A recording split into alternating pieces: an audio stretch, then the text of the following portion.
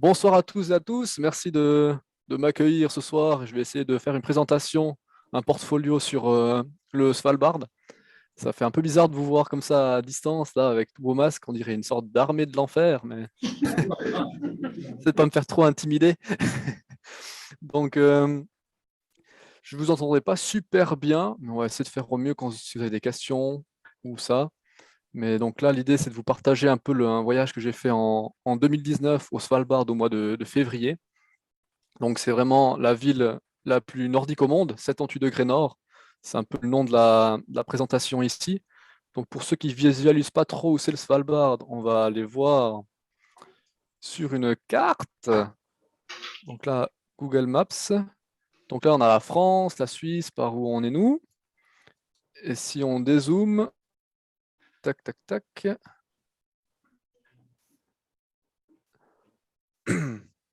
on voit l'Europe. Oula, j'ai zoomé un peu trop. Et en fait, le Svalbard, c'est vraiment à la hauteur du Groenland. Donc là, on voit le Groenland et c'est vraiment au-dessus de la Norvège. C'est cette petite île qu'il y a ici. Donc si je zoome un peu à l'intérieur, on voit que Alors, en c'est une... fait, excuse-moi Lionel, Oui, mais en fait, elle paraît très grande, mais c'est déformé à cause de la projection. Là, on a l'impression d'avoir un monstre. Euh, Si on respectait la projection sur un globe, ça serait plus petit quand même, hein. bon, en Mais théorie, normalement, Google Earth, je pense qu'il fait la projection correcte, non? non, non. C'est Google Earth plutôt. Ouais, mais c'est très très déformé. Ouais, ouais, Ouais. peu importe. Donc là, on voit que c'est une... On voit l'île ici. Et en fait, la partie qui est habitée, où j'ai été, c'est vraiment Longyearbyen. C'est la région là. C'est un peu... Il y a une île là et puis une île russe plus bas, ainsi que vraiment une zone bon, encore plus au nord, mais là, c'est vraiment pour les recherches. Donc moi, je suis venu 2 semaines à Longyearbyen. Donc pour y aller, il y a un arrêt par Oslo. Hop, donc là, on voit la Norvège. Donc partir de la Suisse, hop, sur Oslo, passer une nuit ici et ensuite au Svalbard. Ça, on voit un peu où c'est et c'est la ville la plus nordique au monde. Alors comment je suis arrivé là-bas? En fait, c'est un ami à moi qui fait de la photo, qui est que Benjamin connaît aussi, c'est sur le forum Sony Alpha DXD. Donc on s'est vu à des différentes sorties qu'on a organisées, et puis on s'est un peu lié d'amitié. Et lui, il a passé en fait 8 mois là-bas. Il a fait un échange, enfin pas linguistique, un échange scolaire si on veut. Et il a pu faire toutes les formations nécessaires pour pouvoir sortir de la ville. Mais là, on reviendra là-dessus. En fait, dans cette région, il y a beaucoup d'ours polaires. On ne peut pas sortir de la ville de Longyearbyen sans être armé en fait. Donc eux, dans son école, ils ont eu différentes formations de manipulation d'armes, aussi de comment résister au froid, enfin comment se surveiller pour éviter d'avoir des soucis. Et puis c'est un peu tout ça qu'on va voir aujourd'hui. Donc ce ne sera pas vraiment orienté technique photo, vraiment. Ce sera plutôt enfin, un reportage et puis aussi expliquer un peu les conditions, par exemple le froid et le matériel, comment on réagit, les problèmes qu'il y a, etc. J'espère que vous n'allez pas trop vous endormir. Vous m'entendez bien ou bien ça va? Très bien, très bien. Super, ok, c'est parfait. Alors, je vais lancer une petite vidéo et puis je vais la couper régulièrement pour la commenter. Donc, dans la première partie, on a vraiment la partie voyage. Donc d'abord, je suis parti en train. Je sais pas si vous entendez le son de enfin, la son de la vidéo ou pas. Bonsoir. Ok. Donc partir en train, ensuite prendre l'avion pour aller justement sur Longyearbyen. D'abord un arrêt à Oslo. Puis on voit qu'il y a déjà les conditions hivernales déjà à l'aéroport avant de partir. Et là, on voit les différentes îles en fait de la Norvège d'abord et ensuite du Svalbard. Donc il y a vraiment plein de fjords et on sort vraiment de l'hiver arctique là. Donc là, on va atterrir à Longyearbyen sur un aéroport particulièrement gelé. Et là, c'est un petit choc parce que quand on sort de l'avion dehors, il fait déjà -10, -15. Et ensuite, on est amené au village par un petit bus. En fait, on voit les premiers rayons de soleil du matin. En fait, je suis arrivé vers les 11h midi. Et eux, ils sortent d'un hiver arctique. Ils ont eu 5 mois de nuit polaire. Ils n'ont jamais eu les rayons de soleil. Et quand je suis arrivé, en fait, c'est le premier jour où les rayons de soleil arrivaient sur le village. Et puis ce jour-là, il y avait une sorte de fête qui était organisée au milieu du village où il y a les enfants qui chantaient pour encourager le soleil à par-dessus les montagnes. Et je me suis dit: «Super, je vais pouvoir vivre ça, cette superbe fête». Et quand je suis arrivé sur place, justement dans le village, vers les 13h, en fait, c'était déjà terminé, tout le monde était, était rentré chez soi. Donc c'est vraiment, une ambiance particulière et fraîche. Les gens, ils restent pas trop à l'extérieur. Et puis, en termes de route, en fait, il y a peut-être 1 kilomètre enfin non, 3 kilomètres de route qui rejoint l'aéroport et le village. Et en fait, tout le reste, c'est que des pistes. Puis en fait, les gens, ils se promènent en motoneige en hiver, essentiellement. Donc du coup, dès que je suis arrivé, plutôt que de se reposer ou quoi, on s'est dit, on attaque direct. On a été faire un petit sommet qui est à côté du village, donc Sarkophagen. C'est une petite montagne assez mythique qu'on reverra souvent dans la petite vidéo. Et puis là, on voit mon ami Stéphane qui est devant avec son fusil, justement. Même si on est à côté du village, en fait, il peut y avoir du danger avec les ours. Donc, il y a vraiment une très petite zone qui est vraiment contrôlée 24/24 pour assurer qu'il n'y a pas de danger. Et dès qu'on sort de cette zone-là, on doit être équipé d'armes à feu. En fait, il y a la carabine vraiment pour le dernier moment pour tirer l'ours si on est vraiment en danger. Mais avant ça, il y a le flare gun, ça s'appelle. Donc ça envoie des fumigènes éclairantes et puis des flashbangs pour faire beaucoup de bruit pour effrayer l'ours. Puis en général, si ça marche pas, c'est vraiment la merde.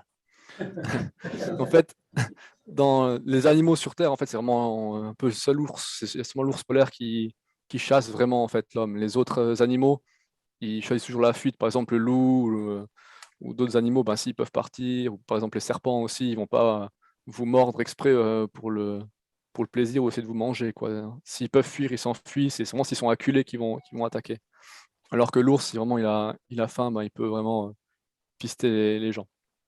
Si on est sur un bateau, et ça, il n'y a pas de souci, mais si on est à pied, on n'a aucune chance contre l'ours, donc vaut mieux être équipé. Donc là, on monte sur cette petite montagne. Et puis la première rencontre avec le renne. Donc, ici, là, on voit le petit renne en train de dormir tranquillement. On voit qu'il a encore un peu des mus sur les bois, donc c'est le seul qui a encore des mus. La plupart, ils avaient déjà même plus de bois, ils étaient tombés. Et puis celui-là, il a encore des mus. J'imagine qu'il faisait tellement froid que les mus ont gelé sur le renne. Ici, on voit un peu l'océan, donc il est en train de geler. C'est un fjord. Donc il fait tellement frais que ça gèle. Et puis après, on voulait faire une petite expédition de 2-3 jours pour s'entraîner pour une grosse expédition. En fait, Stéphane, quand il était là-bas pour ces 8 mois, il y avait d'autres francophones qui étaient aussi sur place, qui venaient de l'école Super Aéro, je crois que ça s'appelle comme ça. Héros, ouais. Ouais. Et puis eux, ils ont une année de césure qu'ils doivent faire, et c'était 5 francophones qui justement faisaient leur année de césure au Svalbard. Donc il y avait un petit groupe sympa, et puis là, avec 2 d'entre eux et Stéphane, on a décidé de faire une petite expédition. L'idée, c'était vraiment de se préparer pour une plus grosse expédition qui était planifiée sur quasiment une semaine ensuite, pour vraiment s'entraîner, pas que ce soit du suicide en fait. L'idée, c'est que on en revienne vivant quand même. Donc on part avec des poulkas, donc c'est des sortes de petits chats, de petites luges qu'on traîne derrière nous, avec tout le matos qu'on a besoin. Donc là, on voit, il y a une luge avec du bois dessus aussi pour faire un peu de feu. On a aussi des sacs de couchage. Donc en fait, tout le matériel, il est prêté par l'école. En fait, un jour dans la semaine, ils peuvent dire tiens, aujourd'hui, j'aimerais bien avoir un sac de couchage, des crampons et une arme à feu. Et puis, s'il y a le matériel qui est à disposition, c'est prêté aux étudiants. Ça permet d'avoir du bon matériel et puis éviter de mourir de froid dans le pire des conditions. Après, les fusils, c'est plus compliqué parce qu'il y a beaucoup de gens qui en veulent et du coup, c'est plus compliqué d'en avoir un. Donc là, Stéphane, il avait le sien, en fait, ce qui permettait d'éviter d'être dépendant de ça. Derrière, je ne sais pas si vous voyez, dans le fond, il y a des sortes de petits poteaux. Donc ça, c'est des anciennes mines de charbon. Il y avait 11 mines de charbon au Svalbard qui étaient très utilisées pendant les guerres où il y avait besoin de beaucoup de charbon. Actuellement, il n'y en a plus qu'une qui est en activité. Et puis en fait, la technique là-bas, quand on n'utilise plus, c'est qu'en fait, on laisse tout sur place. Donc il y a pas mal de photos urbex à faire. On ira en visiter une ensuite.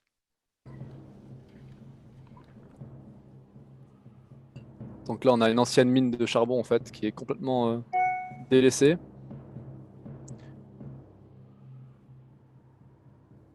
Ce qui est assez particulier, hein. Avec tous les engrenages, tous les câbles qui sont encore sur place. Donc là, au niveau des températures, là, on voit un peu les cils qui sont complètement gelés dû à notre respiration. Donc on avait environ moins 26 degrés de température au plus froid. Au plus chaud qu'on a eu, c'était dans les moins 5, moins 6 degrés comme ça. Donc c'était vraiment des températures relativement fraîches. Pour la petite histoire, pour le matériel photo, j'avais pris le Sony A7R3 et le Sony A7R2 pour les gens qui connaissent. Donc le Sony A7R3, il a vraiment une plus grosse batterie que le A7R2. Et puis j'avais chargé les deux à 100%. Puis j'ai voulu utiliser le A7R2. Puis déjà juste en le sortant dans le froid, il était à 36%. Et après avoir pris une photo, il me disait plus de batterie. Donc le boîtier de secours avec la petite batterie, il servait à rien.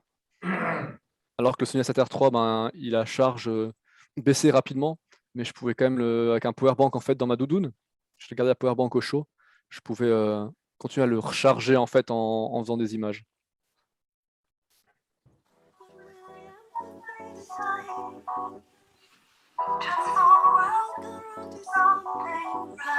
J'espère que le son est pas trop fort.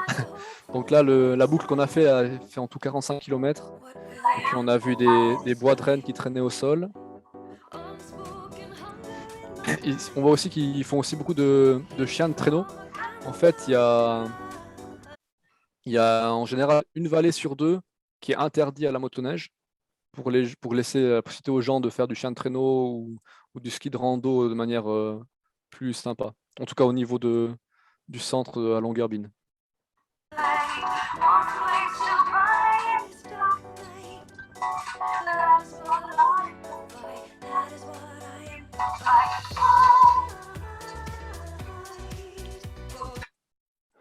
Donc en fait, on a prévu notre petit parcours pour dormir dans des cabines, c'est comme ça s'appelle là-bas, c'est une sorte de des petites cabanes où on peut. Au départ, on a pris des clés en fait, et puis on pouvait y aller.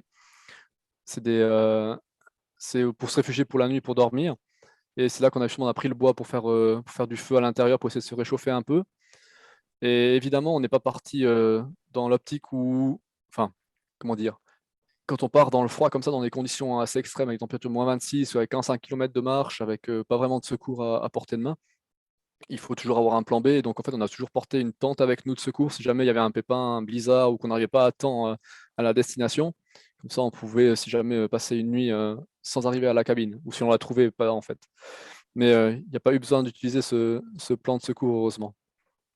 Et il y a vraiment un état d'esprit de toujours avoir un plan B en cas de souci, qui est super important quand on n'a pas de solution de repli.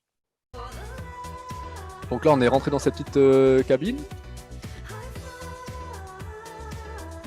On a profité, là on voit on a fait un petit feu, on a réussi à chauffer jusqu'à moins 13 à l'intérieur en faisant le feu. Donc on était bien contents. Mais moi j'ai pas dormi tellement longtemps dans cette cabine parce qu'en fait c'est là que j'ai vu mes premières aurores boréales. Donc là j'étais tout fou. Donc je sais pas si vous avez déjà vu des aurores boréales, mais c'est vraiment quelque chose d'assez magique. Puis il y a des gens qui vont vous dire ouais mais les aurores boréales c'est un peu c'est l'appareil photo qui fait en sorte qu'on voit les couleurs vertes. En vrai c'est juste c'est pas grand chose, c'est une petite lumière blanche. En fait, j'ai eu les deux cas. Donc, les premières que j'ai vues ici, en fait, à l'œil nu, c'était juste une sorte de petit voile blanc dans le ciel. Et puis, en faisant la photo, il y a vraiment ces couleurs vertes et violettes qui ressortent. Mais à l'œil, je ne voyais pas ces couleurs. Et après, plus tard, dans les jours qui ont suivi, j'ai vraiment vu des aurores boréales qui pétaient vert. Là, il n'y avait pas de doute, quoi. Ce qui est aussi rigolo, c'est que normalement, les aurores boréales, on les voit au nord, en direction du nord, quand on est en Norvège ou en Finlande, etc., ou en Islande aussi. Alors que là-bas, à Longyearbyen, au Svalbard, on est tellement au nord qu'en fait, on voit au sud les aurores boréales. Et sur l'appareil photo aussi.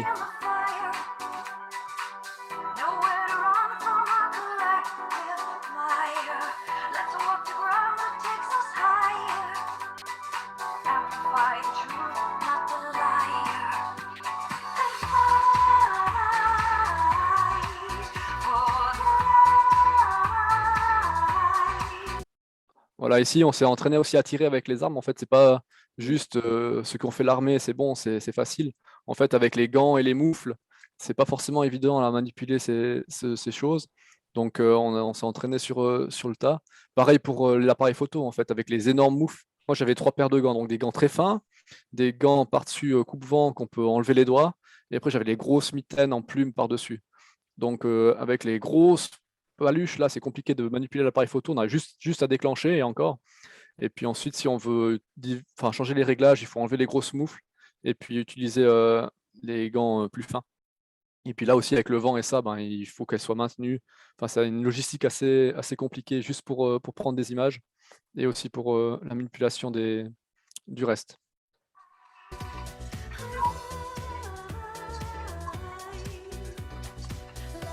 Donc c'est vraiment des paysages assez sublimes et très épurés avec la neige.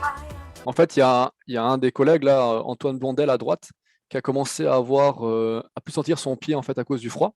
Donc là, je vous rappelle, ça a l'air de faire grand beau, mais il fait dans les -20. Donc là, on avait un souci, c'est qu'il nous restait encore pas mal de kilomètres à faire et il sentait plus son pied. Donc là, ce qu'on a dû faire, c'est qu'on a enlevé sa chaussure et en fait, on a réchauffé son pied dans la doudoune du collègue de gauche, là, Gabriel. Puis pendant une demi-heure, il a réchauffé son pied dans la doudoune avant de repartir pour éviter d'avoir des problèmes d'engelure. Il y a aussi d'autres problèmes d'engelure, c'est les frostbites, ça s'appelle comme ça, des morsures du froid. C'est qu'en fait, en permanence, on se contrôle, on se regarde le visage pour voir les parties de peau qui pourraient commencer à avoir des débuts d'engelure. Donc en fait, ça ressemble un peu à des cloques blanches qui apparaissent comme ça. Et si on réagit très rapidement en mettant notre main chaude sur la partie cloquée, si on veut, et ben en fait, ça disparaît, ça revient couleur chair et puis il n'y a pas de souci. Mais si on ne sent pas du tout en fait qu'on commence à geler, et si on ne se contrôle pas entre nous, ben, on peut vite avoir des parties de nez ou de joues, de pommettes qui commencent à nécroser. Et c'est pas super esthétique.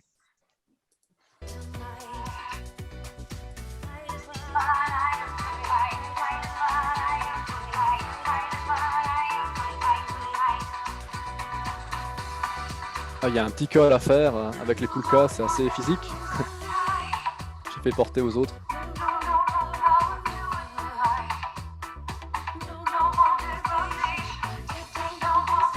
Et on finit notre petit tour tard dans la nuit pour revenir au camp de base à Longyearbyen. Donc ça, c'était pour notre expédition de 3 jours. Donc au final, il y a eu pas mal de soucis. Il y a justement qu'il y avait le pied qui était un peu gelé. Il y avait comme des grosses gerçures dans le pied avec un peu de la chair qui avait un peu éclaté et ça. Et puis un autre collègue qui avait pas mal de soucis au niveau du nez aussi, qui avait commencé qui avait pris un gros coup de froid. Donc on a décidé de ne pas faire la grosse expédition qui était prévue. On a juste fait ces 3 jours-là. Et du coup, je me suis plus focalisé sur la photo de la faune et de la flore, du coup, enfin pas de la flore, de la faune plutôt là-bas. En fait, là, il y a très peu d'espèces qui vivent toute l'année au Svalbard avec les conditions qui sont assez extrêmes. Donc on a le renne, le renard polaire, l'ours polaire et le lagopède. Et ensuite, quand les jours commencent à être un peu meilleurs, il y a des oiseaux migrateurs qui commencent à venir, dont ici par exemple le petit eider à duvet, donc la eider à duvet femelle. Elle passe pas l'hiver là, elle est venue en migration.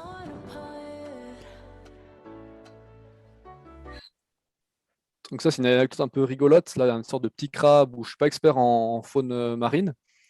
Mais donc en fait, l'eider, il y plongeait, il chopait ses petits crabes. Ensuite, il prenait une patte, il la secouait dans tous les sens jusqu'à ce que ça soit démembré. Et puis le crabe, il giclait, pouf, à 2 mètres. Et ensuite, le eider courait, enfin nageait, pour aller le rechercher, choper l'autre patte, et puis le démembrer encore, jusqu'à ce qu'il ait perdu ses 8 pattes. Et ensuite, il mangeait ce qui restait du crabe. Ça devait pas être super cool pour le crabe, mais à voir, ça fait aussi des jolies photos avec des splashes partout.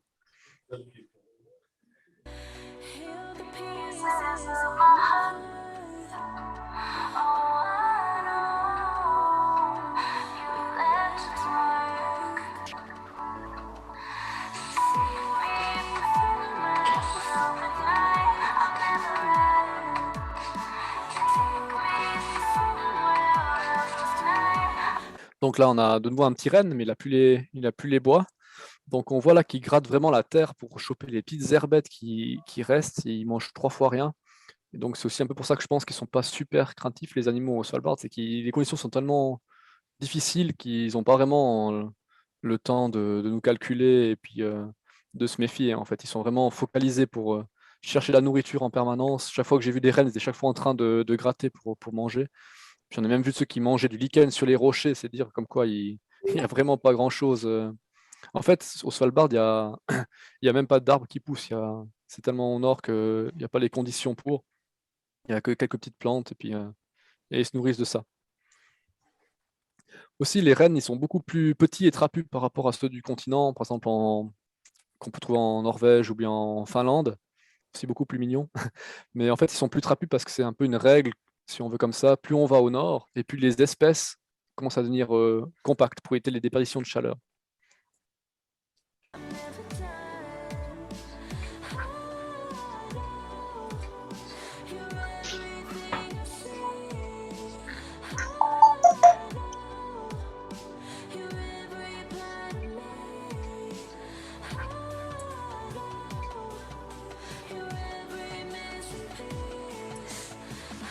Donc vraiment, ils ont toujours un regard très rigolo comme ça. Donc là, il y en a un qui n'a pas encore perdu le bois. Ici, on voit vraiment qu'il lâche au grand angle au 16 mm. On peut vraiment s'approcher relativement proche de ces rennes et on voit qu'ils mangent 3 fois rien. Ils n'arrêtent pas de gratter la neige. Et en plus, en bordure de l'océan comme ça, il y a une épaisse couche de glace par endroit. Ce qui est assez dangereux parce qu'on ne voit pas forcément qu'il y a de la glace dessous. Et quand on marche, eh ben, on se casse la figure.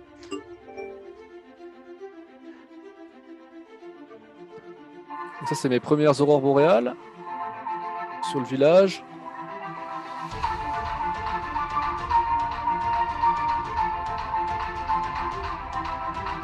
Donc ces aurores boréales là, je les voyais vraiment vertes à l'œil nu. Hein. C'était assez superbe. Je me couchais dans la neige et je les regardais se déplacer.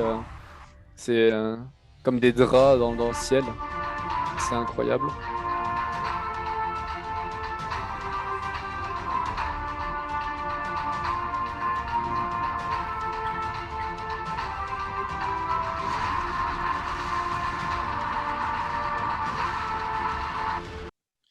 Et puis des fois, il y a des conditions qui étaient vraiment dantesques, donc on avait du vent à 20 mètres par seconde. Dans ces conditions-là, il y a vraiment les petits glaçons qui nous fouettent le visage, qui fait mal en fait. Donc il faut vraiment se couvrir au maximum. Et puis là, on voit aussi des voitures qui essayent de trouver leur chemin dans ces conditions-là. Donc c'est pas du brouillard, hein, c'est vraiment de la neige en suspension qui vole. Puis bon, certains ils trouvaient pas forcément le chemin. Hein. Par exemple, lui, il a un peu loupé la route, quoi. Donc là, vraiment équipé avec un bonnet coupe-vent, les masques, les cagoules, vraiment pour se protéger toutes les parties du visage. Je sais pas si ça veut dire un vent katabatique, mais... Et sont des vents qui sont liés à des grosses masses d'air froid qui descendent des régions polaires. Ouais. C'est terrible, hein, a priori. C'est vraiment violent. Hein. Il y a des moments où il fallait vraiment se rouler en boule et puis attendre que ça passe pour pouvoir pour avancer. Oui, c'est déconseillé de sortir en général quand il y a ça. Ouais, non, c'est assez fou. Surtout vu que le sol il est à moitié gelé, ben, en fait, on se déplace dans le sens du vent. Enfin, on recule en fait. C'est ouais. C'est que genre ils se promènent avec des petits crampons sous les chaussures ou bien vraiment que les gros crampons ensuite. Mais ce qui est assez fou de se dire, c'est qu'en fait, les animaux là-bas, ils vivent en permanence avec ça et ils suivent avec ça. Donc là, on va voir, il y a des rennes qui sont qui vivent dans ces rafales de vent. Donc là, il se protège vraiment, il se met dans le sens... il bloque le vent avec son corps. Pour que sa tête soit plus ou moins protégée. Puis là, vraiment, c'est compliqué de respirer aussi. Là, on a profité aussi pour aller voir un petit glacier. Donc c'est au pied de Sarkophagen, la même montagne qu'on a vue avant. C'est un glacier avec des méandres. C'est assez impressionnant, quoi. C'est coupé du monde, tous les murs qui sont bleus. Enfin les murs, la glace autour de nous qui est bleutée.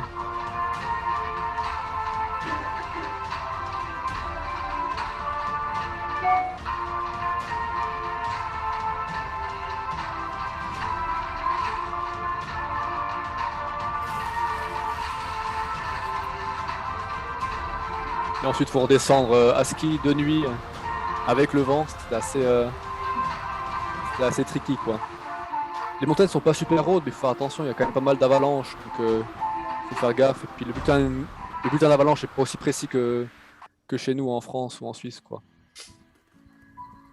Le petit lagopède alpin, qui est un animal justement aussi qui survit toute l'année là-bas. Donc des petits lagopèdes alpins qui mangent les petites graines qu'ils trouvent. Ils sont bien emplumés. Puis en fait, ce qui était rigolo, c'est qu'en les voyant marcher comme ça, je les ai observés en fait pendant un petit moment. Oula. Les lagopèdes se promenaient, je les ai un peu suivis, et puis en passant sur une plaque de glace, ils sont cassés la figure. Du coup, je me suis dit, oh, ça peut être sympa comme photo, c'est un petit lagopède qui trébuche. Alors, je me suis mis un peu plus en avant, j'ai repéré une autre plaque de glace un peu plus loin dans leur direction où ils marchaient, où ils se nourrissaient. Je me suis dit, je vais les attendre là-bas pour voir comment ils vont gérer cette prochaine plaque de glace. Et puis en fait, ils ne sont pas fait avoir et à la place de se casser la figure, ils ont décidé de s'envoler, ce qui a fait un peu des photos un peu différentes. Je vais essayer de récupérer la vidéo là. Revenir un peu en arrière pour montrer la photo en question. Là, donc là, on voit la plaque de glace en question sur la droite, la vive glace. Et puis il ne s'est pas fait avoir, il s'est envolé. Il s'est pas fait avoir. Et puis là, ce qui est bien aussi avec le lagopède, c'est que c'est vraiment une espèce qui est vraiment super adaptée aux conditions froides. On voit par exemple ces petites pattes là, qui sont complètement recouvertes de plumes qui permettent de s'isoler des conditions extrêmes. Puis lagopède, en fait, lago, ça veut dire lièvre et pède pied. Donc on voit que ça ressemble un peu à des pattes de lièvre.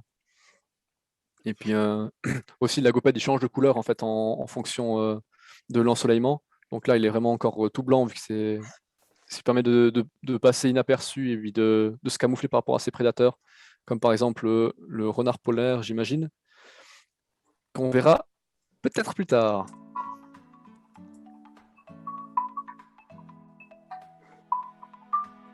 Petite cabane de pêcheurs. Et si on est sur l'océan, on va faire un petit tour en bateau avec des guillemots aussi, une espèce qui est revenue. Vu que les beaux jours sont là. Un petit puffin aussi. Puis récemment, cette banquise de l'année qui commence à se casser et puis à dériver.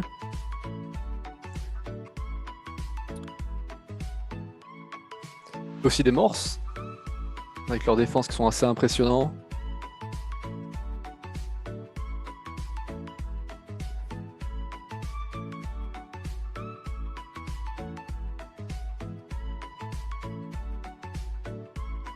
Petit coucher de soleil avec un eider. Et puis ça, c'est les traces d'ours polaires, donc c'est super impressionnant à voir dans les empreintes dans la neige. Et puis heureusement, pendant notre expédition, on n'a pas croisé.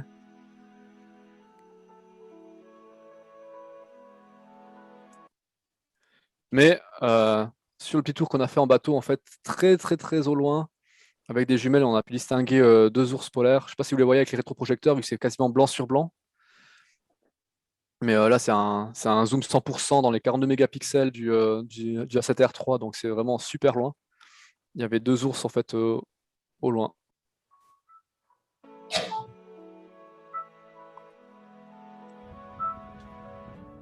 De nouveau des petits rennes qui cherchent la nourriture. Je les appelais les jumeaux, ils se ressemblent tellement avec leurs petites bouilles tout blancs comme ça. Puis là, on voit vraiment qu'ils mangent pas grand chose.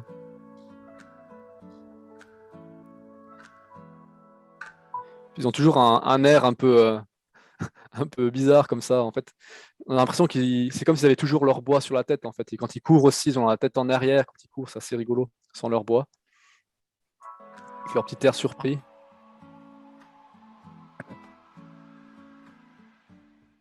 Toujours le museau plein de neige à force de chercher de la nourriture. Et là, on arrive gentiment sur la fin de mon séjour. Et là, Stéphane, le collègue qui était avec moi, il a repris les cours. Donc là, en fait, il m'a fait une lettre de cession de son arme. Et du coup, moi, je pouvais me balader librement à l'extérieur de la ville avec la formation adéquate. Et en fait, j'étais parti à la recherche du renard polaire que j'avais toujours pas vu, en fait. En fait, c'est pas tout à fait vrai ce que je dis. Un soir, quand on était dans le logement d'étudiants, avec un gros blizzard à l'extérieur, du vent qui soufflait, j'ai vu passer au bord de la fenêtre un petit renard polaire furtivement. Donc là, tout fou, j'étais en pyjama, hein.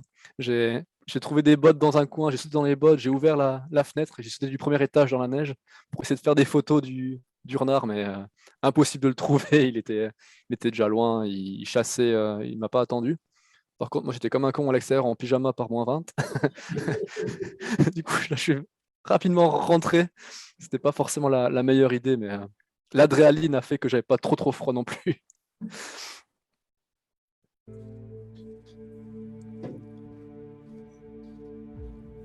Et en fait, dans les 2 derniers jours, j'ai trouvé un petit spot avec un renard polaire. Au final, il s'est avéré qu'il y en avait même un deuxième. Et puis là, on voit qu'ils sont. Je pense qu'il était en rut, il gueule de temps en temps comme un petit loup. Enfin, le loup, c'était plutôt un miaou comme ça. Et puis ils sont vraiment minuscules en fait, les renards polaires. C'est un peu ce que je disais avant. Plus on va au nord et plus les espèces ont tendance à être compactes. Donc c'est quasiment 2 fois plus petit qu'un renard roux. C'est quasiment, ouais, c'est la taille d'un chat en fait. Ça m'a vraiment choqué au début. Du coup, les rennes, ils s'en foutent complètement du renard, hein. Ils vivent comme s'ils n'étaient pas là. Donc eux, clairement, ils m'ont vu, mais en fait, ils s'inquiètent pas trop de ma présence. Après, faut pas non plus leur foncer dessus et il faut aller doucement, mais j'ai passé quasiment 2 jours avec eux. Donc ce qui est rigolo aussi, c'est qu'on dit toujours: «Oh, c'est trop mignon les renards polaires, c'est tout chou». Mais là, je sais pas si vous voyez les petites pattes avant, elles sont un petit peu rouges, donc je pense qu'il vient de manger un lagopède avant, donc je sais pas si c'est super chou. Donc normalement, le renard polaire sur le continent, donc Norvège, Finlande, par là, ils se nourrissent essentiellement de lemmings, un petit rongeur. Et en fait, il y a pas du tout de lemmings sur l'île du Svalbard. Il n'y a pas de rongeurs au Svalbard. Il n'y a pas de reptiles, pas de batraciens, pas d'arbres non plus, j'avais dit avant.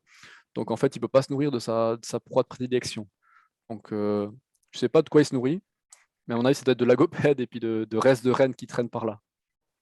Il y a aussi des vidéos qui montrent qu'ils utilisent leur langue en fait pour essayer de dégeler la chair des animaux morts pour réussir à les manger, parce que ça gèle instantanément là-bas. Puis là, il s'est traîné sur la neige. Je pense que ça fait partie de son route. Et puis là, j'ai passé quasiment la soirée avec eux à 5 mètres de lui. Il faisait sa petite sieste, la tête dans son pelage. Il dormait tranquillement. Et de temps en temps, il relevait la tête. En fait, avec le froid, là, il faisait pas trop froid, il faisait dans les -15 comme ça. J'avais mon nez qui coulait. Et puis chaque temps de temps, il y avait une petite goutte qui tombait sur mon pantalon. Et ça faisait un petit shtick strident. Et là, directement, le renard, il tournait la tête. Il se disait: il se passe quoi ici? Ah, c'est encore lui. Pas de problème. Et puis il recommençait à roupiller.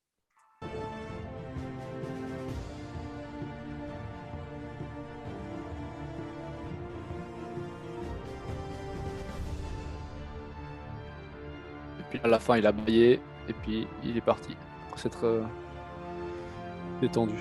Là, on voit une petite vidéo du fjord, de mon boîtier, le 400 mm, et on voit qu'il est juste devant là, le renard à 5 mètres, donc vraiment sans trop de crainte. On voit aussi un peu la pente qu'il y a à cet endroit-là. Et je vous ai dit que c'était particulièrement gelé, donc ce jour-là, j'étais allé sans crampons, et puis de temps en temps, je me cassais la figure.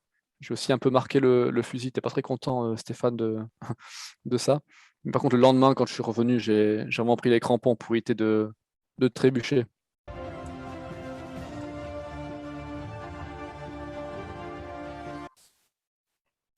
Donc là, on est le lendemain, en fait, j'y suis retourné.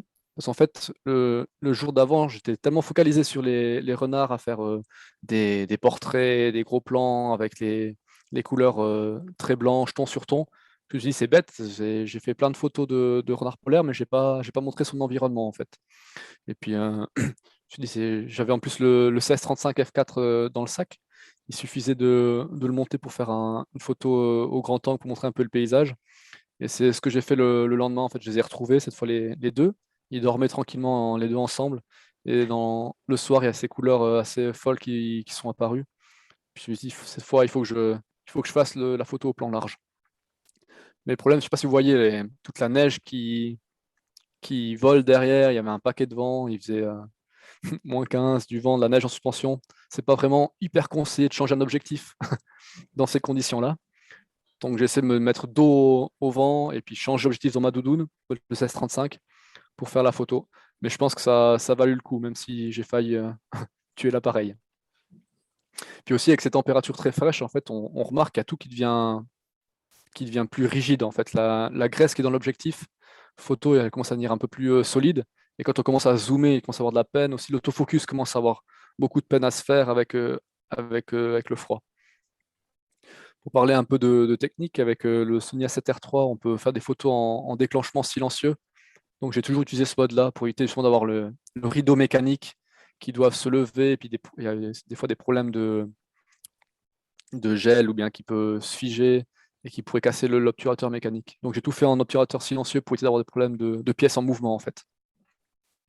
C'est un peu l'avantage par rapport au réflexe où il y a encore un miroir en plus qui doit se lever. Donc c'est toutes des pièces qui peuvent se casser dans des conditions assez extrêmes. Après, il y a aussi des désavantages à avoir un hybride, c'est qu'il y a le viseur et l'écran, c'est des écrans LCD.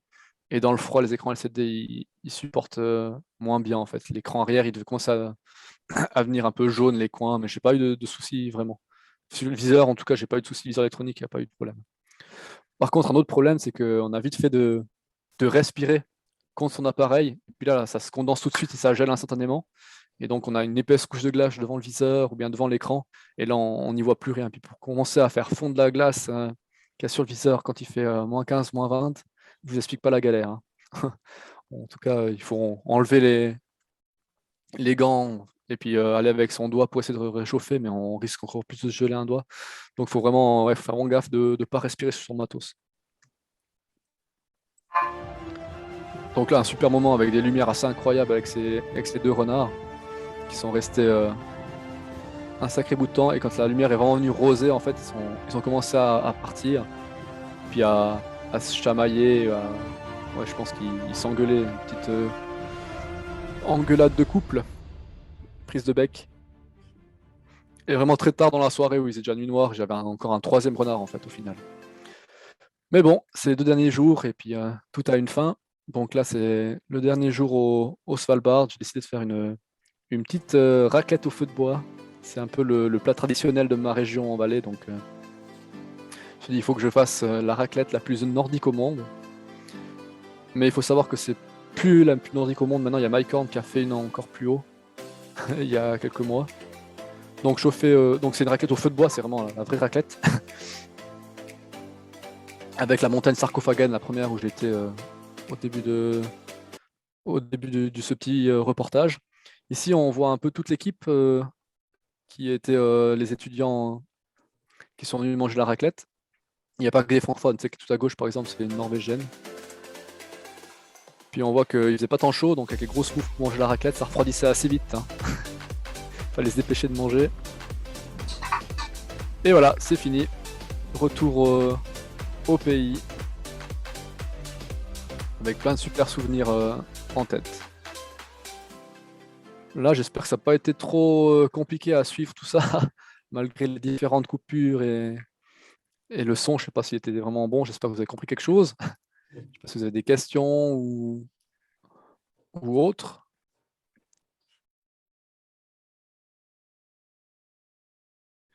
J'ai fait 6000 photos en tout quand je suis revenu.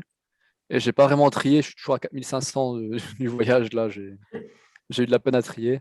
Mais après, dans les photos, là, j'en ai sélectionné. Tic, tic, tic. Puis là, il y en a 150 que j'ai gardé. Tu peux les montrer peut-être là? On peut les passer en vue. Après, 150 photos, ça fait beaucoup, hein, mais on peut. Je sais pas si vous êtes pressé ou pas. Ou... Vite fait, hein, ouais. Ouais. Donc ça, c'est à l'arrivée en avion. Donc c'est les premiers fjords du Svalbard. Là, j'ai des conneries en fait. C'est encore en Norvège sur le continent. Et puis ça, c'est une petite montagne que j'ai déjà vue en allant en Norvège. En fait, c'est avant d'aller sur les Lofoten. Du coup, c'est rigolo de la voir depuis le ciel, puis de la reconnaître aussi. Ça, c'est le petit renne qu'on a vu à Sarcophagan. Donc là, avec la mue qui peut encore tomber des bois, qui a dû rester gelée, je pense. avec une super petite couleur rosée là, mais je pense que sur rétroprojecteur, ça va être compliqué à la voir, cette couleur rosée. Ça doit peut-être mieux se voir sur Zoom, ceux qui sont en ligne. Et pareil, ils ronflent à thé. Donc là, là, c'est vraiment la montagne qui est à côté du village. Et puis on est sorti armé, mais il faut savoir que 2 ans auparavant, il y a 2 jeunes femmes qui ont été sur cette montagne-là et qui sont faites tuer par un ours, hein. Donc il y a des accidents qui arrivent. Et puis je crois l'année passée, dans le camping, en fait, à côté de l'aéroport, qui est une zone pas surveillée, le camping au bord de l'aéroport, il y a aussi un ours qui est rentré dans un baraquement et qui a tué une personne. Donc ouais, c'est vraiment pas à prendre à la légère. C'est pour ça qu'en fait, le Svalbard, c'est relativement cher pour les gens qui y vont, c'est qu'ils sont obligés de prendre un guide pour sortir, ou bien aller sur un bateau pour être safe, en fait. Et là, j'ai vraiment été avec le collègue Stéphane, et là, c'est beaucoup plus abordable, vu qu'il a eu toutes les formations nécessaires avec ses cours, en fait. Pareil aussi, la gestion des couches pour le froid, qui est super important, aussi le contrôle des autres par rapport aux gelures, etc. C'est des choses qui sont obligatoires, en fait, pour suivre là-bas. Donc là, le lagopède alpin, on voit qu'il est bien camouflé dans son environnement. Là, on voit que c'est un mâle parce qu'il y a la ligne entre son œil et son bec, il y a une ligne noire qui traverse. Donc ça, c'est particulier du mâle pour identifier. Là, l'océan qui est en train de geler, partie de plaquettes. Sur la fin, il faisait un peu plus chaud et en fait, il y avait tout l'océan qui commençait à dégeler et c'était très boueux. En été, au Svalbard, c'est aussi très boueux. Le petit eider femelle qui est en train de démembrer son petit crabe, se dégourdir les ailes. Là, je trouvais sympa le petit, euh, le petit bout de glaçon ici rond. Donc j'ai essayé de composer avec, en le mettant dans les tiers, etc., avec le paysage à l'extérieur. Désolé, il y a des petits trucs d'exif qui apparaissent de temps en temps. Yup. Tout à droite. Ok. Ensuite, ça, c'est la mine qui était abandonnée. Donc, il n'y a vraiment plus qu'une mine qui est en activité. D'ailleurs, ils chauffent tout là-bas avec cette mine de charbon. En fait, il y a une grosse centrale qui brûle le charbon et qui chauffe un gros réseau d'eau. Et il y a ce réseau d'eau qui passe dans toutes les maisons pour être chauffé. D'ailleurs, il y a tout qui est surchauffé. En fait, leur maison, c'est isolé vraiment dans les années, je pense, 80, enfin 80. Donc, c'est vraiment très mal isolé et puis il chauffe à boulet. Ils sont pas super écologiques là-bas, on va dire ça comme ça. La petite mine. Donc là, un petit bois de rennes qu'on a trouvé dans la neige, que j'ai ramené d'ailleurs dans la soute de l'avion, et ça m'a même percé ma sacoche à cause d'une pointe du bois. Les petits rennes en train de manger ici avec le froid, avec en fait, en respirant, il y a l'air humide qui sort de la cagoule et qui va se geler contre les cils.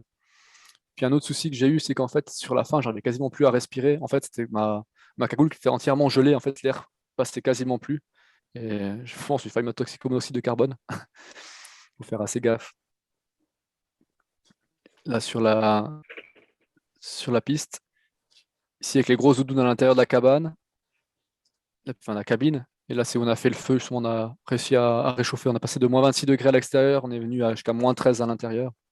Là, on a mangé du couscous. En fait, le couscous, c'est une des choses les plus faciles à faire. Il suffit de faire de l'eau chaude, un carré de bouillon, et puis mettre dans le couscous et c'est bon. De toute façon, après 5 minutes, il y a tout qui est gelé, donc il faut manger rapidement. D'ailleurs, si on fait des sandwichs ou ce genre de choses, il faut toujours mettre un paquet comment dire, d'épices, parce que quand c'est gelé et qu'on mange gelé, on sent quasiment plus le goût. Donc, un tout qui est assez fade, en fait. Là, la Voie lactée avec Andromède. C'est relativement pollué, en fait, là-bas, parce qu'il y a Longyearbyen juste derrière, qui est assez éclairé. Et ça, c'est sur la première Voie lactée. Je ne sais pas si vous voyez encore des gros pâtés sur votre rétroprojecteur, mais les couleurs sont assez superbes. Mais comme j'ai dit, là, à l'œil nu, on ne voyait pas ces couleurs-là. C'était vraiment un léger voile blanc.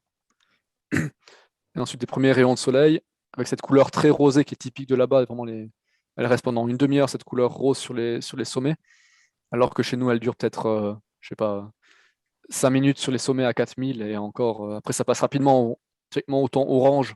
On n'a plus ces couleurs roses. Là, le petit montagne qu'on voit au fond, elle s'appelle le Vésuve. Ça ressemble à un petit volcan. des plaques de glace un peu partout. Là, avec les armes à feu, de nouveau le Vésuve avec des plaques de glace. Petite composition avec une courbe en S qui amène le regard vers les montagnes au fond. Ici, le souci qu'on a eu avec le pied qu'il a fallu réchauffer. On a un peu flippé. Et le retour en tirant les poulkas avec les différents collègues. Un petit selfie. Ensuite, l'Eider. Donc c'est aussi comme pour les autres animaux, en fait, ils se laissent bien approcher si on y va tout doucement. Il n'y a pas besoin vraiment de se camoufler ou quoi. Ils ont tellement, je pense, pas l'habitude de voir des êtres humains qui ne le considèrent pas comme un danger. Un peu le seul gros prédateur là-bas, c'est le renard polaire et l'ours polaire. Et j'ai beau être balèze, j'ai pas la carrure d'un ours polaire. Les petits eiders. Moi, j'ai aussi un peu des petites moules comme ça. Les petits rennes qui sont trop mimi. Certains, ils avaient perdu, enfin, la plupart avaient perdu leur bois, mais certains, ils avaient encore des restes. Il y a les aurores boréales. Donc là, c'était vraiment beaucoup plus intense que les premières d'avant. Donc pour les aurores boréales, il faut monter assez haut en ISO pour capter, parce que c'est des lumières assez faibles. Donc il faut monter assez haut en ISO pour arriver à capter ces petites lumières. Et puis, il ne faut pas avoir un temps de pause trop long non plus, parce que c'est vraiment un voile qui se déplace assez rapidement dans le ciel. Donc si on fait un temps de pause trop long, eh ben, on aura tout de suite des gros aplats et des grosses taches. Donc il faut avoir une optique, en fait, c'est comme la Voie lactée, en fait. Il faut avoir des optiques très lumineuses et puis et avoir un boîtier qui monte assez bien en haut ISO. Là, j'avais que le 1635 f4, hein, donc j'avais pas d'optique vraiment plus lumineuse que ça. Là, le petit renne qui est en train de gratter la neige. Ça, je crois que j'ai aussi proposé dans un des concours de l'année passée. Les aurores boréales au-dessus de Longyearbyen. Donc Longyearbyen, c'est vraiment le village, un des seuls villages habités sur l'île. En fait, c'est le village européen, si on veut. Et il y a une autre ville russe qui est plus au sud. Et puis en fait, là, mon collègue, il fait pas mal de sport, il fait du uni-hockey. Et en fait, ils font une sorte de championnat du monde. Donc en fait, ils partent en bateau de Longyearbyen pour aller dans la ville russe. Et puis là, ils se font un tournoi de tous les sports, foot, uni-hockey, basket. C'est assez, c'est assez drôle.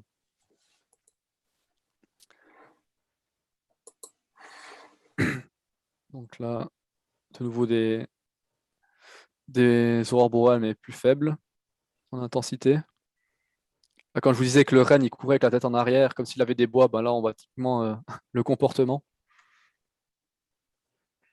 Et là, c'est la partie où il y avait pas mal de vent, avec le renne qui se protège du vent avec son corps. Puis pour la photo, c'est cool, ça fait plein de petites pastilles de bokeh qui passent devant le renne. Les petits guillemots, un juvénile, un adulte.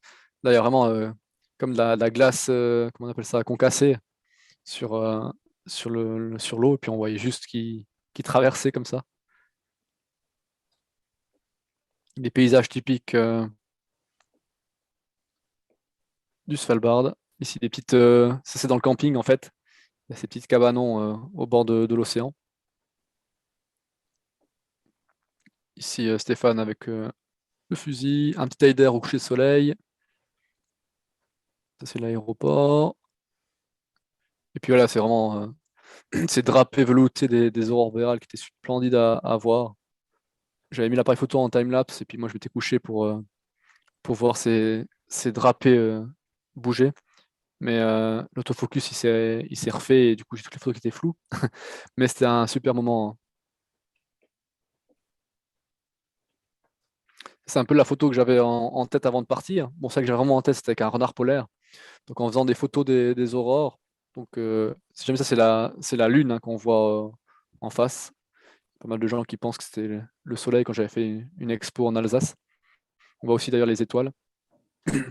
Et donc c'est en train de faire des photos tranquillement des aurores boréales, la tête dans les étoiles. Et puis j'entends à mes pieds un renne qui commence à bouger. Il se dit, il est un peu trop proche. En fait, je l'avais même pas remarqué, pas calculé. Et ensuite, j'ai fait la photo avec le renne et le reste du paysage. Là, de nouveau, on voit la montagne Sarkophagan qui est typique, qui est vraiment au sommet de la ville. Lionel, Oui, parler là, de cette photo, l'ISO, le temps de pause et tout ça. Oui, oui. Alors là, j'ai fait du blending d'ouverture en fait. Parce que là, pour avoir cet effet de la Lune, en étoile, comme ça, il faut fermer à fond le diaphragme. Donc là, on voit, il y a quoi? Il y a 16 rayons, donc ça fait, ça fait 8 lamelles de diaph ou 7 lamelles de diaph au 1635. Pour avoir cet effet-là, il a vraiment fallu fermer à fond le diaph et faire un temps de pause assez long. Et en fait, en faisant ça, ben, le REN est flou parce que c'est quasiment 30 secondes de pause. Et donc, j'ai fait une autre photo avec le REN qui est avec un temps de pause beaucoup plus court. Et ensuite, j'ai blendé les deux images pour avoir le REN net, si on veut, et l'effet étoile de la Lune. Ok, merci. Donc, c'est un mix en fait. Il y a une pause courte pour le REN et une pause lente pour le reste, mais enfin, surtout pour l'effet de la Lune. Ici, un petit cabanon de pêcheurs qu'on peut trouver aux abords de l'océan. Et puis les lagopèdes encore tout blancs. Les petits rennes que j'appelle les jumeaux, avec leurs yeux tout écarquillés, que je trouve relativement mignons. Ils sont aussi beaucoup plus blancs que les rennes qu'on trouve d'habitude sur le continent. Après, je sais pas si. Parce qu'ils muent en fait en hiver et en été, donc Ouais. j'imagine qu'en été, ils deviennent plus foncés, mais je les ai pas vus. Ils sont un peu En l'âge été. d'hiver, là, ouais. Ouais. Puis je pense qu'en hiver, ils sont un peu plus blancs, hein, ce qui fait un peu sens. Ça, c'est dans le glacier, un paysage lunaire presque, avec une sorte il y a des sortes de concrétions, enfin c'est pas vraiment des concrétions, mais de l'eau qui s'est reformée, ça fait des sortes de petites stalactites comme ça, comme un chandelier. Un petit renne dans les cailloux. Le lagopède, là, on voit vraiment les pattes qui sont vraiment comme des raquettes en fait. Donc les plumes sur les pattes, ça permet de s'isoler du froid, mais ça permet aussi de tenir mieux sur la neige, comme des raquettes. Et là, de nouveau, la photo où ils sont envolés avant de se casser la figure sur la glace, il s'est pas fait avoir, pour le plus grand bonheur du photographe. Donc là, on voit aussi qu'en temps de pause, hein, je sais pas comment ça marche les exifs maintenant. Titit. Ouais, 1 millième, maintenant ça va en fait. Mais on voit que les bouts des plumes ils sont légèrement flous en fait. Je trouve que ça donne un petit effet dynamique sympa.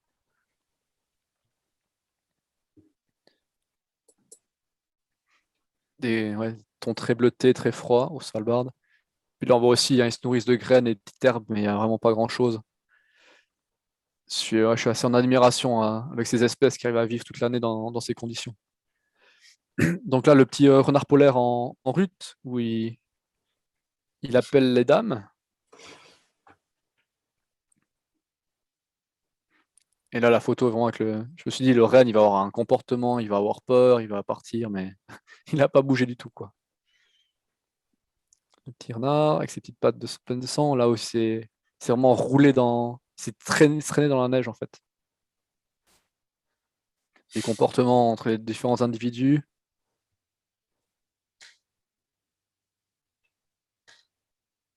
Et puis, ça a des yeux profonds avec ce orange qui est captivant, quoi.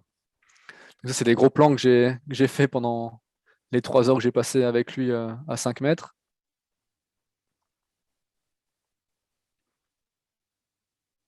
Et à la fin, où il baille. Donc là, il n'a pas besoin d'aller au dentiste, hein, il mange pas de sucre, lui. Par contre, il a quand même une ou deux dents qui sont cassées, mais une hygiène dentaire impeccable. Avec leurs yeux qui sont couleur dorée, c'est presque hypnotisant. Là, c'est là où on part en bateau vers Pyramiden, donc c'est une petite ville russe en face qui est complètement abandonnée. On n'a pas pu accoster, il y avait trop de glace avec les puffins. Là, je sais pas si on aura d'autres photos du. Ah non. Je sais pas si on voit ici le bout de son nez. Est-ce que je peux zoomer plus? Non. Il est légèrement orange. Bon, je sais pas si vous voyez. Avec les gens sur Zoom peut-être, mais peut-être pas sur le rétroprojecteur. En fait, quand ils vont manger au fond de l'eau, les herbes qu'ils trouvent, en fait, ils se frottent le nez contre du sol qui est ferrugineux. Et en fait, c'est cette couleur rouille qui s'imprime sur leur pif. Un peu comme les gypaètes qui vont se rouler dans l'argile pour avoir cette couleur. En fait, ils prennent la couleur de ce qu'ils mangent, de quoi ils se frottent en fait. Ok, comment je sors de ce mode? hop. Donc là, les petites plaques de glace qui sont en train de fondre. Là, on voit peut-être mieux son nez orange, là. Le conducteur du bateau. On a fait un petit tour avec un petit iceberg. En fait, c'est pas vraiment un iceberg, parce qu'un iceberg, ça veut dire que ça vient d'un glacier. Ça, c'est plutôt de la banquise qui s'est cassée, donc c'est pas vraiment un iceberg. Là, deux morses qui se confrontent un petit peu. Le sort qui est le plus fort. Là, avec l'ambiance un peu des flocons de neige, un peu jour blanc, qui fait très, très arctique. Les petits morses avec des sacrées défenses. Et ça, c'est sûrement la fameuse photo d'ours qu'on a vue heureusement quand on était sur le bateau et de loin, et pas pendant qu'on fait nos petites expéditions, qu'on était en ski de rando. Ça aurait été une autre histoire. Là, le collègue avec son Sony A99, je crois. Le morse avec des super défenses. Ici, devant un petit renne au bord du fjord. Et ici, photo d'ambiance que j'aime bien avec cette neige en suspension, avec le blizzard, un lagopède en vol qui traverse cette masse, je trouve assez graphique. Le petit renard qui joue à cache-cache. Et là, les deux petits renards. Donc là, c'est une photo que j'ai triché un peu. J'ai fait une photo, une netteté sur l'œil du premier à droite, ainsi qu'une deuxième photo avec la netteté sur l'autre individu. Et ensuite, j'ai fait du focus stacking. Mais j'ai fait que deux images. Et du coup, ça fait un peu bizarre parce que si on regarde le premier individu, on voit que l'arrière de son fessier, là, il commence à devenir flou. Et après, pouf, lui, il est net. Et pareil, il y a des cailloux en dessous, là, qui sont un peu flous, alors que derrière, c'est net. Donc, il aurait fallu faire plus d'images. Mais là, sur le moment, c'est compliqué de faire du focus stacking sur de l'animalier, quoi. Là, la photo avec le paysage en arrière-plan, avec le recadrage correct. Ensuite, il y a vraiment les lumières qui sont venues roses. Là, on voit un peu aussi la pente qu'il y a à cet endroit-là. Il faut savoir que c'est vraiment gelé sous la neige. Donc là, j'avais pris les crampons pour pas trop me casser la figure. Et on voit qu'il y a aussi du vent, ça souffle sérieusement. Il n'a même plus à ouvrir les yeux tellement qu'il y a du vent.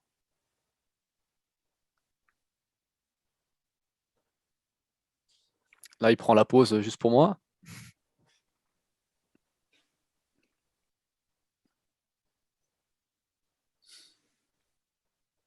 La petite dispute.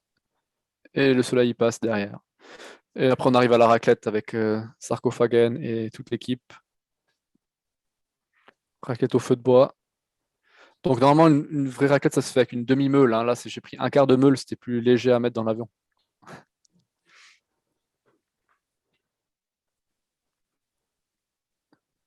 Donc, au bord du feu, il faisait assez bon chaud. Mais en fait, il y avait 2 centimètres du fromage qui était dégelé. Et le reste, derrière, c'était encore dur au béton, quoi.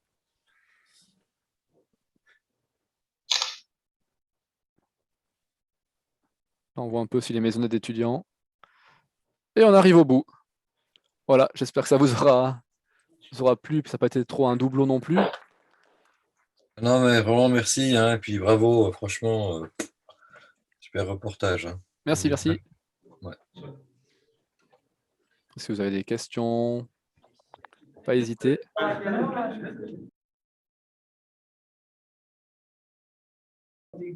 Alors, ouais, il faut parler de ça. Ouais. Effectivement, quand je suis arrivé le premier jour, je vous ai dit, j'arrivais à 11h, il y avait vraiment les premiers rayons de soleil. Ils ont vraiment fait la fête pour encourager les enfants. Ils chantaient pour encourager le soleil à passer par-dessus les montagnes. Ils ont un chant norvégien pour ça. Et donc, quand je suis arrivé, il y a vraiment les premiers rayons de soleil. Et quand je suis parti, il y avait quasiment plus de nuit, en fait. En l'espace de 2 semaines, je suis passé de 1 heure de soleil à quasiment 20 heures de soleil. Puis c'est assez perturbant parce que nous, on n'a pas l'habitude que ça change du tac au tac. Donc j'étais de février, mars, ou bien mars-avril. Enfin, il y a l'équinoxe où tu me corrigeras, 21 Frédéric. mars. Voilà. Donc il y a le 21 mars où c'est égal pour tout le monde. Donc c'est 12 heures pour toute la Terre. Donc, équinoxe, ouais. Puis, mais en fait, entre cette date, ça change extrêmement rapidement. Et puis c'est perturbant parce que j'avais l'habitude, je me suis dit, ah, il y a le soleil qui s'est levé ici ce matin. demain, je vais me mettre ici pour faire le lever de soleil, pour avoir cette composition, etc., etc. Et puis en fait, le soleil, il se lève 30 degrés à côté, et puis c'est pas du tout comme on a prévu. Enfin, c'est impressionnant la différence, vraiment où le soleil se lève et se couche tous les matins, ça change très vite. C'est assez perturbant. Donc ouais, je suis arrivé quasiment pas de jour, et puis en partant quasiment plus de nuit. Et en repartant, les températures étaient toujours aussi froides du coup ou... Non, en fait, ça commençait un peu à dégeler, hein. On était plus dans les -6 comme ça, et puis il y a l'océan à -6, en fait, l'eau salée Mhm. se dégèle, et puis il y a tout qui venait un peu boueux. Donc effectivement, quand je suis arrivé, il faisait bien plus froid. C'était un gros choc en sortant de l'avion. Mais après, je pense qu'on s'habitue aussi au froid, parce que sur la fin, avec les renards polaires, par exemple, à -15, j'avais que 2 couches de gants, j'avais pas la troisième couche de gants, et ça allait, j'avais pas les doigts qui étaient congelés. Par contre, avec l'humidité, c'est un gant avec une sorte de coque par-dessus. Et elle était complètement rigide, elle était plus souple.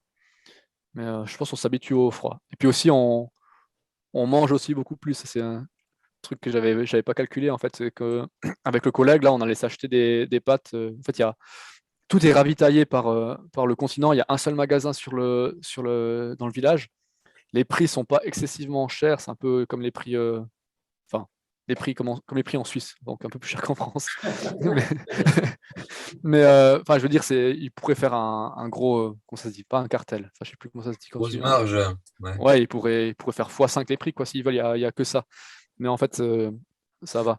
Et du coup, bah, on allait s'acheter des pizzas surgelées ou des pâtes pour manger. Et en fait, à deux, on se mangeait 500 grammes de pâtes par soir. Donc, enfin, ça paraissait normal là-bas. Et puis quand je suis revenu chez moi, je me suis dit, ah, on est 4 personnes, tip top, 250 grammes par personne, 1 kilo, hop. Et ben, je peux dire qu'on n'a pas tout fini. On n'a même pas attaqué un tiers, je pense. Ouais, donc avec le froid aussi, on mange beaucoup plus. C'est de la folie, hein, comment on consomme plus de calories. C'est assez fou, quoi. Je sais pas du tout si c'est la question, en fait, donc je sais pas si je l'ai répondu. Je pense que j'ai dérivé un peu. Donc ouais, donc j'avais pris un appareil photo backup, là, le A7R2 avec une petite batterie, donc lui, on pouvait pas l'utiliser du tout. J'ai pris une photo, il n'y avait plus de batterie, donc lui, c'était mort, il est resté au fond du sac et j'ai jamais utilisé. Mais l'autre, ça allait, en fait. Bon, chaque fois que je faisais pas de photo, j'enlevais la batterie, je mettais dans la poche. Et puis, comme j'ai dit, j'avais aussi une power bank dans la doudoune et j'étais câblé, en fait, sur l'appareil photo. Ça permettait pas de recharger l'appareil photo, mais ça permettait de faire en sorte que la batterie baisse pas. Mais en fait, j'étais peut-être à 2 batteries par jour. Et puis j'étais parti avec 3, avec des power banks aussi. Bah, c'était un peu la question que je m'étais dit avant de partir, parce que une batterie d'appareil photo, ça coûte dans les 100 euros. Et puis c'est quoi? C'est 2600 milliampères ou quelque chose comme ça pour 7 volts. Alors qu'un power bank à 100 euros, bah, on peut avoir 20 milliampères et on peut recharger 3 fois une batterie d'appareil photo. Donc j'étais parti dans l'optique d'avoir plusieurs power banks, donc j'avais 3 power banks de 20 000 milliampères pour pouvoir recharger mes batteries. Ça me coûtait moins cher si on veut que de partir avec 6 batteries. Et ça a assez bien marché au final. Puis avec le froid, c'était plus l'AF et puis les zooms qui avaient de la peine en fait, avec cette graisse qui gelait. Mais j'ai pas eu de casse. Ça, c'est aussi un souci avec les batteries, c'est qu'on avait toujours un GPS aussi avec nous. Si jamais on était complètement perdu. Donc là, et le GPS, en fait, on le sortait vraiment en cas de dernier recours. En fait, tout le parcours, on l'avait mentalisé à l'avance pour savoir dans quelle vallée on passait, quelle montagne comme point de référence. Là, je voulais parler du Vésuve, de la montagne qu'on voyait assez bien sur les photos. Il fallait tourner à droite à cette vallée-là, après tant de kilomètres repartir. On avait quand même un GPS pour si jamais on était vraiment, vraiment paumé, mais on l'allumait vraiment, on n'était pas planté les yeux dessus pour éviter justement de plus avoir de batterie. Parce que là, en termes de secours, en fait, il y a pas grand-chose. Il y a un super puma pour toute l'île. Et c'est le gouverneur du village là qui a ce super puma. Et donc, il fait aussi les secours. Donc, c'est assez. Enfin, s'il y a un autre problème ailleurs, et ben, il n'y a pas de disponibilité pour venir nous chercher, en fait. Donc, il faut être assez safe. C'est ton deuxième prénom. Exact. Non, alors, pour ceux qui me connaissent, notamment Benjamin, je suis pas vraiment super safe de ce côté-là, même si je suis de plus en plus maintenant, mais là, Stéphane qui est là-bas, il a tendance à me retenir quand il y a des choses qu'il faudrait pas trop faire.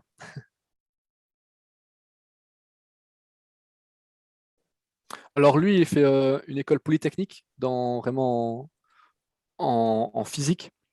Et il a été là-bas pour faire la glaciologie. En fait, il y a 3 thèmes abordés là-bas: glacier, faune marine, et puis la technique électronique dans des environnements durs. Et lui, il est parti pour la glaciologie. Mais en fait, ces crédits qu'il a fait là-bas, ils n'ont pas compté pour son école en Suisse. Donc c'était un peu une année perdue, si on veut. Mais c'est pas, enfin, niveau expérience, c'est quelque chose de super, mais ça n'a pas pu être comptabilisé, si on veut. Donc il a décidé d'arrêter, en fait, mettre en pause son école pour aller là-bas.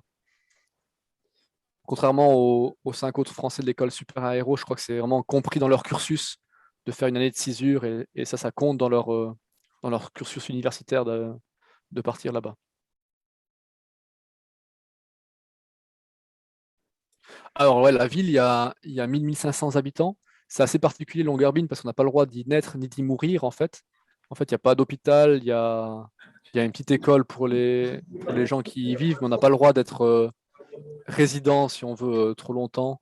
On est obligé de revenir sur le continent si on est blessé ou si on a un problème, etc., quoi. C'est vraiment assez préservé comme environnement. Il n'y a pas de fruits, il n'y a pas de légumes. Hein. Alors, moi j'ai pas mis la photo, il y a une sorte de permaculture juste à côté d'où on avait le le petit gîte là. C'est une sorte de petite sphère en plastique qui fait peut-être 10 mètres de diamètre, je dirais, qui était éclairée en violet la nuit. Et puis il y a deux, C'est une trois plantes serre. qui font pousser. Hmm. C'est une serre, en fait. C'est une Ouais. serre, ouais. Mais il y a vraiment ouais, il y a pas de quoi nourrir 3 personnes, je pense. Oui, c'est Et, juste. et puis en partant, ben, elle était éventrée, donc à mon avis, il n'y a plus grand-chose à l'intérieur, quoi. Mais non, des produits frais, il y a pas. Ça vient tout de. Tu as entendu parler du conservatoire de graines ou pas? Alors oui, ben, on le voit bien, hein. Ah, on le voit, Enfin, d'accord. tout le monde dit que c'est super secret, mais de l'aéroport, on le voit, c'est un truc en béton qui sort. J'ai pas été visiter, parce qu'il D'accord. est possible de visiter. Mais effectivement, il y a plein de semences de graines qui sont mises dans le permafrost là-bas pour être conservées en cas d'apocalypse nucléaire ou enfin je sais C'est pas ça, pourquoi. ouais. Mais, mais c'est aussi pas mal de problèmes, c'est qu'en fait, c'est aussi pour ça qu'il y a pas mal d'études sur le réchauffement climatique au Svalbard, c'est que le réchauffement climatique est très très prononcé là-bas. En fait, nous on réchauffe de 2 degrés tranquille et puis que c'est quasiment déjà la fin du monde. Là-bas, c'est plutôt à 4 degrés qui sont de réchauffement depuis le début de l'ère industrielle. Mhm. Et en fait, il y a tout le permafrost qui fond au niveau de Longyearbyen.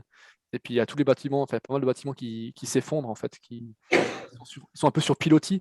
Il y a des sortes Ouais, ils plantent des pieux dans le sol, à peut-être 2-3 mètres du sol, dans le sol, pour choper le permafrost, pour être stable, et ensuite ils construisent la maison dessus. Et en fait, en fondant, ben, les maisons se cassent la figure, quoi. Il y a plein de maisons qui sont détruites. D'ailleurs, dans le village, on en voit qui des toits effondrés, etc. Puis on voit aussi que les maisons sont surélevées, c'est assez rigolo. Aussi pour éviter d'être en contact avec le froid directement, pour être plus isolées. En fait, elles sont pas direct à même le sol. Là, sur la photo, je sais pas si on voit les petites planchettes grises là, plus grises. En fait, il n'y a rien dessous, c'est du vide. Elle est surélevée de 1 mètre la maison, là. D'ailleurs, il y a des petits lagopèdes des fois qui passent dessous la maison et puis qui ressortent de côté. On peut traverser, c'est vide. oui, en fait, ce qui se dit, c'est qu'en été, c'est impraticable, parce que c'est boueux partout, en fait. C'est super beau, ouais. Ouais. D'ailleurs, là, il n'y a que la petite bout de route là et c'est tout. Si on veut aller à l'extérieur, même avec des 4x4, je pense qu'ils s'embourbent très vite. Ouais, comme des bateaux, quoi. Oui, ou bien à pied. Mais c'est très beau, ouais. Et puis en hiver, tout le monde se déplace en motoneige. Il y a beaucoup plus de motoneige que d'habitants, je pense. Enfin, non, c'est sûr. Puis ce qui est rigolo, c'est que les motoneiges, on les croise au bord du chemin et puis il y a la clé de contact dessus. Et puis, enfin, personne n'a dans l'idée de vouloir une motoneige, quoi. C'est, tout est prêt au départ. Et puis ce qui est aussi rigolo, c'est que j'ai croisé une nuit, il y avait des phares qui venaient vers moi. Du coup, j'ai regardé et puis il y avait une motoneige qui promenait son chien en laisse comme ça. Donc, t'es là vraiment le gars trop flemmard, il est sur sa motoneige, il faut pas promener le chien, quoi. C'est comme là, on parlait du nombre d'habitants avant, mais la moyenne d'âge là-bas, c'est genre 30 ans. Enfin, c'est une communauté qui est super jeune là-bas.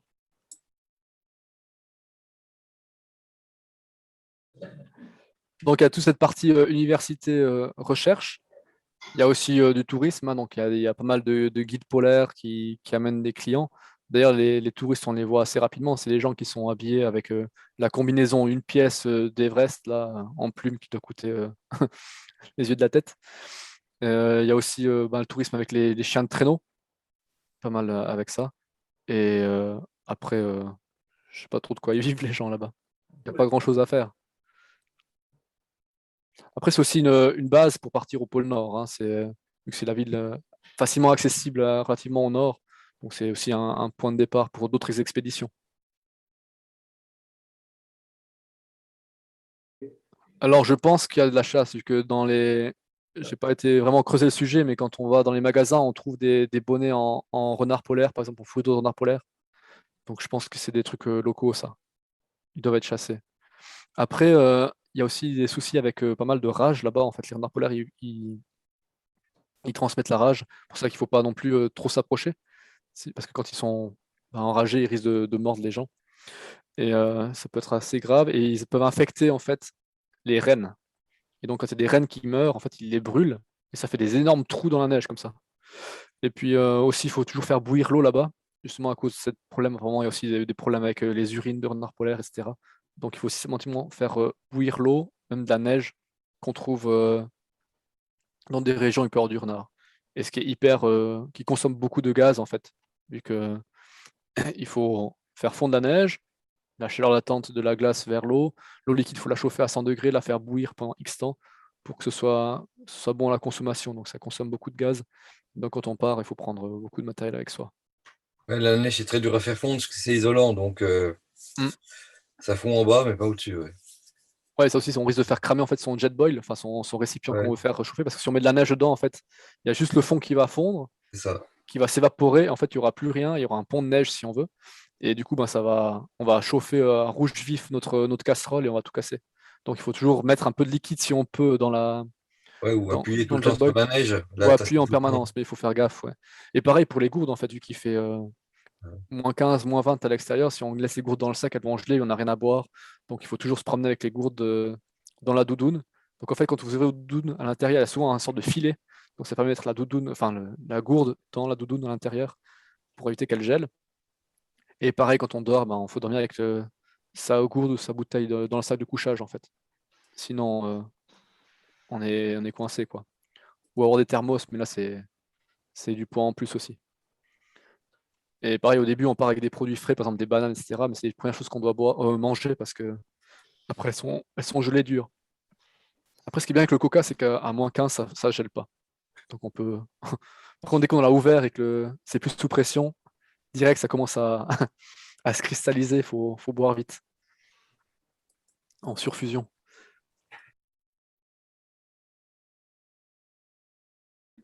Oui, oui, parce qu'en fait, il y a aussi un musée là-bas et j'étais le visiter un jour et j'ai repéré une sorte d'énorme arche qui est super jolie. Et j'aimerais bien la faire des photos de cette arche avec des aurores boréales en arrière-plan. Il y a environ 5-6 jours de marche pour y aller. Donc ça se fait pas comme ça en un instant et j'aimerais bien y retourner. Ouais. Après, les périodes les plus sympas, c'est vraiment les périodes avec les équinoxes, hein. Donc soit vers septembre par là-bas avec l'automne sur l'hiver ou en mars, février-mars quand j'y suis allé. C'est là où ouais, il y a encore un peu de neige, un peu des couleurs, des animaux intéressants aussi. Et puis, on peut aussi voir des aurores, parce que si on est en plein été, ben, il y a plus de jour. La lumière est aussi un poil plus dure, quoique la lumière est jamais dure, en fait, là-bas. Mais on n'a pas ces couleurs super rosées et orangées qu'on peut avoir pendant ces périodes d'équinoxe. C'est la même île, ouais. Ouais, Spitzberg et Svalbard, c'est la même île. Les Lofoten qui sont plus près. Ah ouais, bon, Lofoten, c'est beaucoup, Ah, beaucoup plus bas, hein. il y a moins d'oiseaux, d'animaux. Il n'y a pas d'ours polaire au Lofoten, non? Non, non, il n'y a pas d'ours polaire, non. Comment je quitte cette histoire? Hop. Donc, on voit Norvège, Suède qui est ici. Donc, Lofoten, c'est genre dans Ah, le coin ici. la grande île longue, c'est la Nouvelle-Zambie ou un truc comme ça, hein. C'est les Russes, enfin, c'est inaccessible. De quoi? Non, je parlais, je pense, de la grande île longue qui est à côté de la mer de Barents, là. Ah oui, non, ça c'est. Non, Ça, ça, c'est inaccessible, hein, c'est là, les on Russes. rentre en guerre avec les Russes, là, c'est clair. Ouais. Bah, c'est, il y a le fameux passage, si ça dégèle assez, ben, les bateaux cargo pourront passer par là depuis la Chine. Passage du Nord-Ouest. Ça va être, ouais, ça va Non, être du le prochain canal Nord-Est. de Du Suez, ça. Nord-Est, ouais. Ouais. Ouais. Donc là, on est ici en bas avec la Lofoten et Senja. Islande, c'est encore plus bas, c'est ici, hein. Et là, le Svalbard, c'est et Spitsberg, donc c'est la même chose. On est vraiment plus haut par rapport au Groenland. Bon, Groenland, c'est immense, hein, mais on est dans la région nord du Groenland, si on veut. Donc c'est vraiment très, très au nord. Ça fait combien de kilomètres depuis le nord de la Norvège alors? Ce que je dis une connerie avec 6400. Ah, enfin, je crois qu'en tout, depuis la Suisse. Non. Oui, parce Je sais plus, que depuis la Suisse, je crois qu'il y a à 6400. 5000 km de la moitié de la France, enfin, du 45e degré jusqu'au pôle Nord. Tu as 5000 km. Tu vois, à l'échelle, tu as à peu près 1000 km, là, si l'échelle de Google est bonne. Ouais. Même ça, j'avais mis ma montre GPS en fait pour le vol en avion. En Oslo et puis jusqu'à Spitsberg. Bon, là, j'ai pété mes scores, hein, sur Strava, pour les kilomètres faits en une journée. Mais je crois que c'était 6000 quelques. Ouais. Ou on sera un poil moins. Mais t'as eu un peu des détours et des bugs de GPS. Et le Lofoten, c'est où là? C'est le nord de la Norvège. Et ouais, et puis le Svalbard, ça appartient à la Norvège, hein, si jamais, alors que le Groenland, c'est plutôt C'était de Danemark, mais c'est Danemark, indépendant ouais. maintenant. Ouais. C'est le Danemark, et puis ça appartient vraiment à la Norvège. C'est ravitaillé d'ailleurs par la Norvège. Le petit tour qu'on a fait sur 3 jours, on est parti de Longyearbyen, on est descendu et on a fait le petit tour ici en 3 jours. Et en fait, le projet qu'on avait, le gros projet, c'est d'aller à Pyramiden. Donc Pyramiden, c'est en face, genre là. Donc l'idée, c'était d'y aller en ski de rando et faire tout le tour de la côte ici. Je sais pas si vous voyez ma souris en fait. Donc c'est ça le gros tour qu'on voulait faire, qu'on n'a pas fait finalement. Et ça, c'est la ville russe qui est complètement abandonnée. Voilà. Puis après, le collègue, en fait, il s'est acheté une motoneige. Enfin, ils sont mis à deux pour acheter une motoneige. Et puis on a fait quelques tours avec. Et là, on a été les traces d'ours polaires que vous avez vues dans la neige, dans la vidéo. C'est sur le bord ici. Donc là, on a fait le petit boulot en motoneige. On l'a fait en une journée, alors qu'on a fait 3 jours pour faire la petite boucle là. C'est assez déprimant, quoi. D'ailleurs, ce qui était rigolo, c'est que sur le retour, en fait, depuis là, notre motoneige elle est tombée en panne. C'est une motoneige de temps, bien vieille, pas trop chère. Et du coup, il y a la gendarmerie qui nous a récupérés, qui ont un nom hyper bizarre. Et du coup, je suis monté, j'étais à l'arrière d'une de leurs motoneiges, et puis c'est pas tout à fait la même chose que celle qu'on avait nous, quoi. Il y avait poignée chauffante, pied chauffant, aussi la forme avec la bulle de la motoneige, elle est hyper étudiée, et on sent quasiment pas le vent en roulant. Ouais, il y a plusieurs catégories de motoneige là-bas. Et ensuite, un autre truc curieux, en fait, c'est que normalement, c'est tellement au nord, le Svalbard, ça doit être complètement gelé en permanence. En fait, avec le jet stream, ça apporte de l'air chaud d'en bas et qui rentre en fait dans le fjord. Et le Gulf Stream, ouais. Ouais, excusez-moi, ouais, le Gulf Stream qui rentre en fait dans la petite qui rentre ici en fait, Là, ouais. qui rentre là. Et en fait, du coup, ça reste souvent dégelé parce que c'est de l'eau chaude, enfin chaude par rapport à là-bas, hein. Et du coup, ça reste souvent dégelé à cause du Gulf Stream qui apporte de l'eau chaude. Sinon, tout le reste, c'est complètement pris dans la glace. Et du coup, c'est aussi une végétation, des planctons, et il y a des baleines aussi qui vont là-bas. Enfin, ça apporte aussi toute une richesse faunistique qui est super intéressante. Mais bon, pour voir ça, il ne faut pas aller au mois de mars, par contre. Il faut aller en été, je pense. Parce que moi, quand j'y suis allé, il y avait vraiment très peu d'espèces. Même les espèces migratrices n'étaient pas encore revenues, à part les eiders. D'ailleurs, je n'ai pas parlé de cette anecdote avec les eiders, en fait, c'est que c'est vraiment des plumes super isolantes. Et puis vraiment les doudounes enfin les meilleures doudounes, les combinaisons pour aller sur l'Everest, c'est fait avec des plumes d'eider. Et en fait, l'eider, quand il fait son nid, il s'arrache des plumes pour tapisser son nid tout joli. Et donc ça se récolte à la fin de la nidification. Chercher les plumes sur le nid, ça évite de devoir déplumer des animaux. Le mot édredon, ça vient de l'eider, en fait. Plusieurs milliers d'euros le kilo. Ouais, c'est vraiment pas donné, hein. Mais c'est les meilleures plumes. Je sais pas combien c'est de QI, ça, mais. Ouais. Ah bah c'est comme pour l'équipement, en fait. Là, j'avais une doudoune et puis des moufles qui sont pas Gore-Tex, donc ça on peut paraître bizarre. On se dit, c'est des trucs qui sont faits pour des conditions extrêmes. Mais en fait, il fait tellement froid qu'il n'y a pas besoin d'avoir des choses qui sont étanches, vu que quand il fait -20, il n'y a pas besoin d'être étanche, quoi. Y a pas de pluie, il n'y a rien. J'arrive à court d'histoire à vous raconter là. Donc, on va clôturer. Merci. Merci beaucoup. Très intéressant. Merci à vous pour votre écoute attentive et puis mon nombreuses questions. J'espère que ça a été un peu compréhensible, malgré le fait que c'est à distance. L'accent aussi, hein, c'est terrible. Hein. Ouais, c'est plutôt l'accent, en fait, hein, parce que sinon, techniquement, tout était parfait. Quel accent? Le U-tente, là, ça faillit quand même. Hein. Ouais, j'ai dû me reprendre. Ouais. Ouais. Après, j'ai dit hein, le Alpha 99. C'était compliqué de faire les maths dans la tête là.